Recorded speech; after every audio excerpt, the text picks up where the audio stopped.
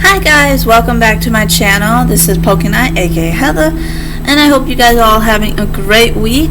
I'm having a good one right now.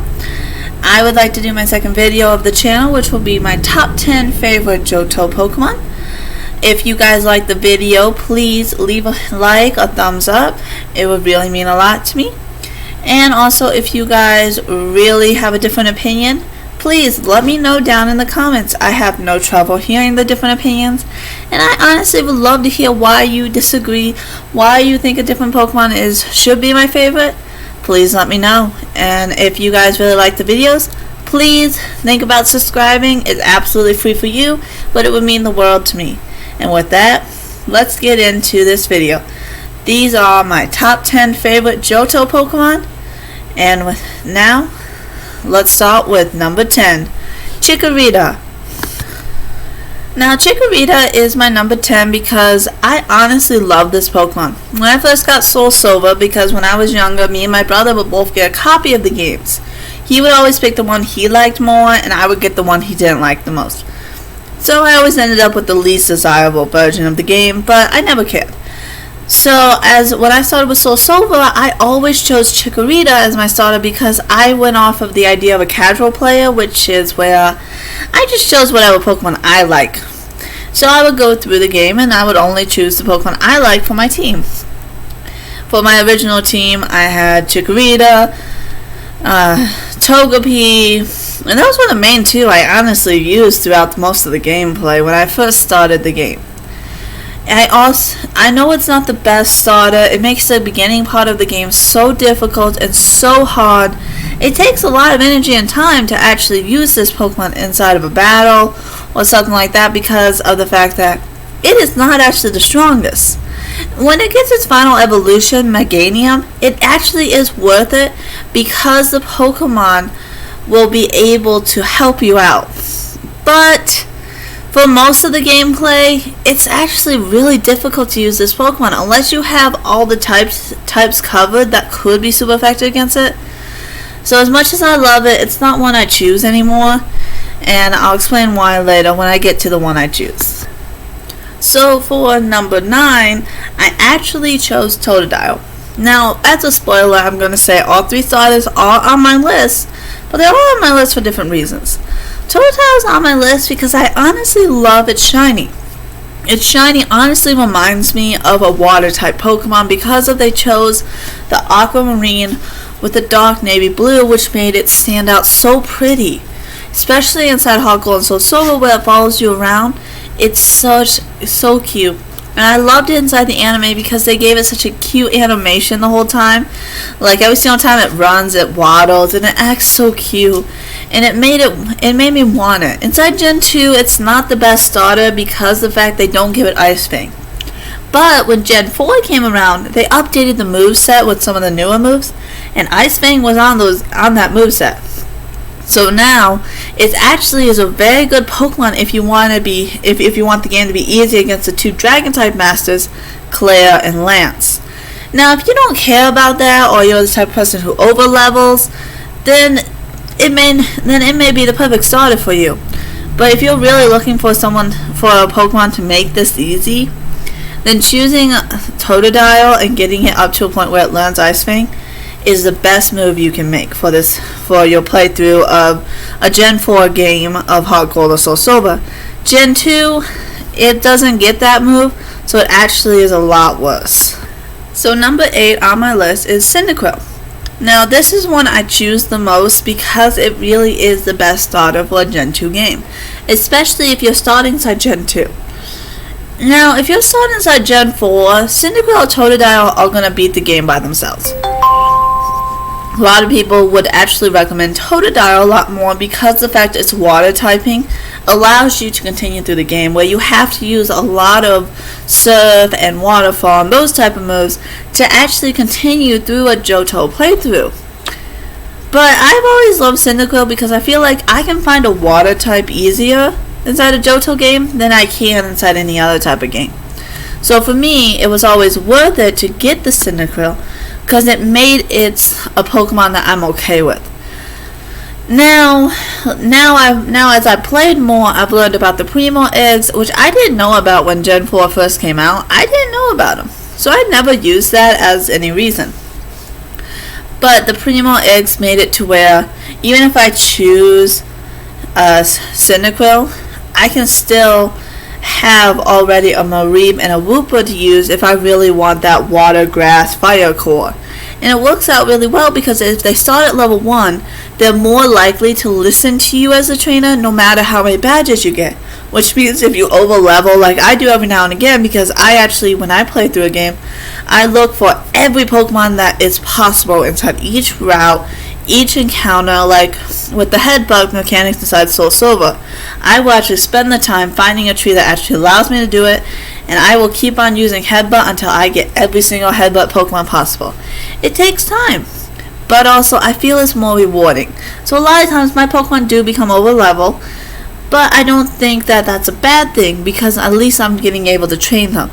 And for a Gen 4 game, the ability to train your Pokemon without actually having to grind them at a low level is horrible. And it really helps me out because it means that I'm training my Pokemon. Like I have my full team for Soul Silver already, and I've gone through and I've been training them so they're all at the same level, and all I gotta do is keep switching them as they go up one level. The next one takes over, and it has the ability so they're all at the same level. No one is higher than the other, and it makes it so cool and so worth it. Now for number 7, I actually have a kind of a weird one. One of my biggest fears is spiders. I don't like them. I think they have too many legs, too many eyes, and most of the time they jump and they're hairy and I just get scared. I know they're great for the ecosystem and they help control like bugs and flies and stuff, but for me, I just don't like them. As long as they stay away from me, I don't care. But if they come too close, unfortunately, I'm gonna kill them. But I really love my Gen 7. I really love this Pokemon at number 7 because it's Spinarak. Now, Spinarak may seem weird. If I hate spiders, why would I like a spider-based Pokemon? That's because they made it so small and cute. It's kind of like that spider meme you see everywhere. That's that really little tiny spider. It makes it to where it's not as scary because it's so small. You don't think it can hurt you. Like if you see a daddy longleg, they have the most toxic poison in the world, but they have no teeth. So you're not as scared of it because even though it's toxic, it can't bite you. But a tarantula, it's a big spider and that thing can bite and will hurt you. That's what makes a tarantula scary. But Spinarak's so small and cute, it reminds me of a daddy longleg that I just don't get scared of it. I also love the fact that its colors are purple and blue, because those are my two favorite colors, and that it really makes it worth it for me to actually shiny hunt this Pokemon, and I love being able to see it. Now my number 6 is actually a baby Pokemon. A lot of people don't like the babies, they see them as a waste of a Pokemon spot, but for me, I honestly love the baby Pokemon because it makes me feel like it's so cute.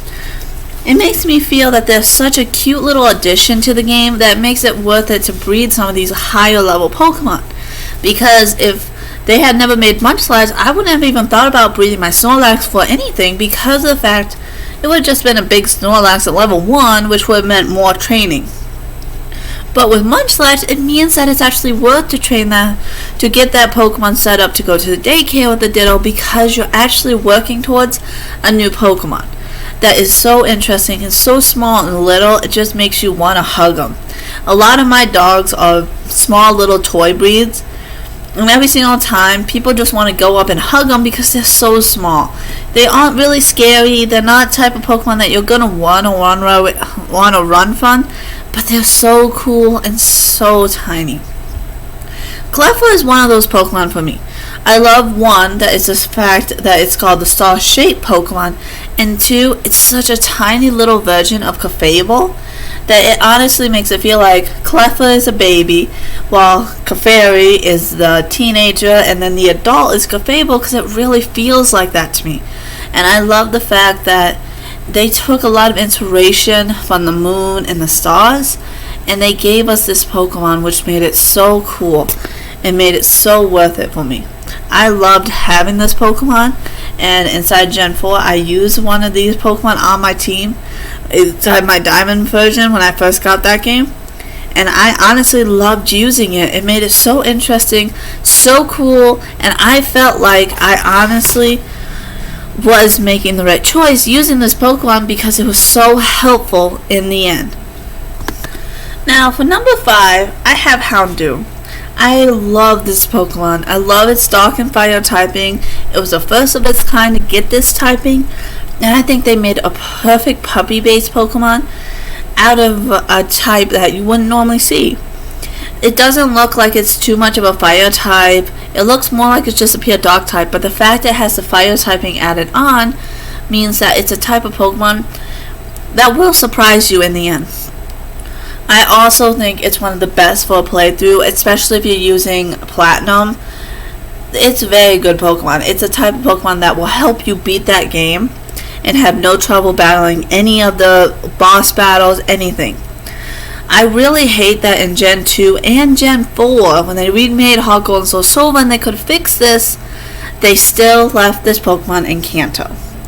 I think that if it's a new Johto Pokemon, it should only be inside Johto.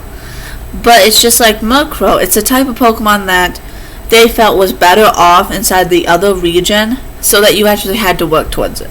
But by the time you can get to it inside Gen 2 and even inside Gen 4 with Heart Gold and Soul Silver, you can't use it. You've already been in half the game with a different fire type, and you're catching it at level 3, and maybe your Pokemon are all the way up at level 55, 60. How are you really going to train it? Because if you don't go out of your way to get the experience share, which isn't even a big thing that they talk about inside like the books, because I actually own the guidebooks to like Heart Gold and Soul Silver and a lot of these games, they don't bring it up because it's something they expect you to go back and remember. But if you don't go back and remember, you don't have that. So I love this one, especially with the fact that it was a fire type, but I hated the fact I couldn't use it inside the original game it came out in. The only time I could use it was inside Gen 4 because it was found right before the 5th gym. Now you can find this Pokemon so much easier and so much better. Like inside of Gen 6, they put a Houndoom inside of the route right after the 2nd gym. So that means if you picked like Froakie as your starter for your X and Y playthrough, you could use a Houndoom or a Mega Houndour as your fire type. It also gave you a dark type. So if you pick like Chestnut, which is a grass fighting type, and then you have the dark fire type, and then you find a water poison type, you honestly have 6 of the types right there. So it really helps you out throughout the game. I really love this Pokemon. I can't say that much about the shiny. The blue doesn't really stand out to me, but I think this Pokemon is really worth the time and the energy to go over to Kanto and get, but it's not worth it to use inside of any Gen 2 Gold, Silver, Crystal, or inside Heart Gold or Soul Silver because it's so late game. But inside the other games that it is possible to get this Pokemon, I highly recommend using it, especially if you choose a grass type starter inside a lot of these games. Those typings, Houndoom covers perfectly to give you an advantage, and I think that's worth it. Number 4 for me would be Hoppip. I love Hoppip, and I've used it on multiple playthroughs. It's actually on my team right now for Soul Silver. This is the type of Pokemon that it's really sucky in the beginning. Just like Magikarp, it's a weak Pokemon that only has Splash, Synthesis, and normally just like Attract or Growl or something like that, a non-attacking move. So you have to do a lot of switch training when you first get this Pokemon to actually get it up to learn Tackle at level 9. So that means if you caught it at level 6, you've got to switch chain for 3 levels just to get it up to a point where it can attack for itself. I really love the fact that it follows that when it's following you around inside Heart Gold and Soul Silver, it is the cutest little Pokemon. I also love the fact that their shiny is like a sour form of Hoppip. It kind of reminds me of apples, to be honest. A red apple is like the normal Hoppip, where it's normally the red pinkish color, which really reminds me of a lot of really apples that I loved that were really sweet and very fulfilling. Now, when it came to the shiny, it turned completely green. Nothing went pink, which makes me feel more like with what they did with Applin, where they had the regular apple color as its normal colors, and then they did a Granny Smith apple green color as the shiny. And I really love that because it kind of makes it feel like the red is the sweet form of Hoppip, and then the sour form is that dark green color. And I really love that, and it's the type of Pokemon that, just like Spinarak, I would shiny hunt for. But it's not one that I would do legitimately. To be honest, this is the one I would use like the cute charm glitch to get. So I'm not doing that much work. That's kind of how it is with some of these, is that I love their shinies, but I'm not really big about shiny hunting, and I always felt it was so difficult. I can't concentrate that long. I have ADHD, and I just can't do it. Anyone who shiny hunts, I think the world of you, and I love watching your streams, but I can't do it. I'd much rather do a playthrough than do shiny hunting. So I love when you guys are doing like live Wonderlocks and things like that. It really is cool, and it makes it so interesting. Now, number 3 for me is actually Blossom. A lot of people don't like this Pokemon, and I can see why. It's not the best, but it's one of those Pokemon that actually drew me into wanting to buy Heart Gold and Soul Silver. Was that in reality, I had never played Gen 2, and I really wasn't planning on getting Heart Gold or Soul Silver because I didn't see it as worth it. It was when my brother actually was able to pull up what the Pokemon looked like and showed me them, and I saw Blossom, I saw Mischievous, I saw Umbreon, Espeon. I fell in love with this generation and felt like I had to buy this game. It honestly is such a sweet, small, safe Pokemon, but it has power a bunch. If this Pokemon were like a dog, it would be like a Pitbull Terrier. It looks small and cute, but don't mess with it. It will not hesitate to attack you. And I love the fact that with Vileplume and Blossom, it's kind of like a day and night cycle. Because Blossom reminds me more of sun and brightness and beauty. Beautiful daytime and the sun making the flowers bloom so prettily. Now with Vileplume, I think more of like the blue lotus flowers when I see this Pokemon. Vileplume is more of a nighttime base, where even the Pokedex say more about how it uses moonlight, how it pulls in the moonlight, and how it is a really interesting Pokemon to use as kind of a different Pokemon. And it really makes me feel like it's something that would only bloom at night. And I really love that they also did this for the shiny forms. Now, as you can tell, I love talking about the cycles of nature and the weather, things like that, and about the cycle of the day and night. And they did this with the shiny with the dark purple as its body instead of the bright green. And then all the petals turning the bright green color to make it signify that it's darker because it's a shiny form and it's trying to differentiate itself from its regular form, which is more bright and colorful. And that's why Blossom is number 3 on my list tonight. Now my number 1 favorite Pokemon for Johto is Mischievous. To be honest, this shouldn't have come as a surprise. I said it multiple times in my first video. I love ghost types. I really wish Mischievous had been one of the Pokemon that had been on Morty's team, but it's not.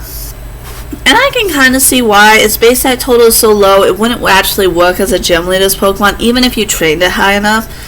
And to be honest, it's not a Pokemon that you want to use for a playthrough, especially Johto. You find it so late in the game that it makes it almost impossible to use this Pokemon anyways. As you're playing through the game, you're more likely to find Ghastly and Haunter and those type of Pokemons easier than this one. It's only available inside both Gen 2, Gold, Silver, and Crystal, and Gen 4, Heart Gold and Soul Silver, inside of the Cliffside Caves. Other than there, you can't find this Pokemon anywhere. The only thing I dislike about it, while I do love this Pokemon, is it's shiny. I hate the fact that they made it yellow. It makes it look like someone just peed all over this Pokemon. I honestly don't like that because it makes me feel bad for the Pokemon. I know what we do technically as trainers is we capture Pokemon and keep them in prison, but I don't have to think about that aspect because I'm just playing normal game. But it looks like someone took a straight up piss on this Pokemon, and it doesn't look like a good shiny. Even when it follows you, it looks like the color is so far out of line that this Pokemon just looks horrible.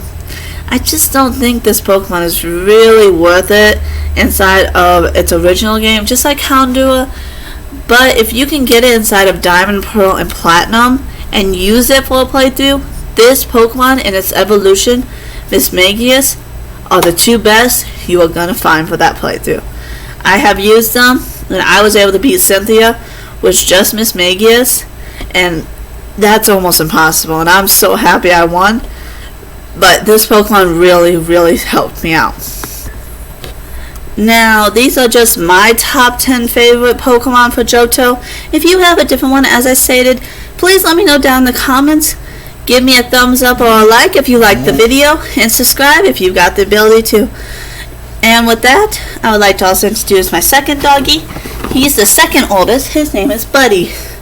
He's the only boy doggy I got. And I got him as a rescue, and he is 4 years old.